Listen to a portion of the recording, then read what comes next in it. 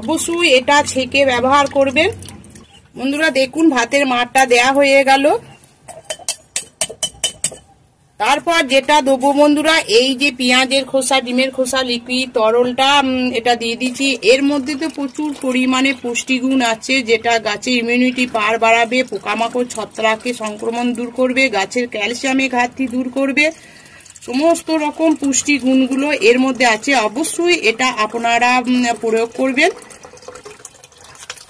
বন্ধুরা দেখুন, এবার এই অবশিষ্ট খোসাটার মধ্যে আর কোনো নির্যাস নাই, তাই এটাকে আমি রোদে শুকিয়ে ডাস গুঁড়ো করে নিয়ে আমি গাছের গোড়ায় প্রয়োগ করব। অবশ্যই আপনারা এটা ফেলে দেবেন না।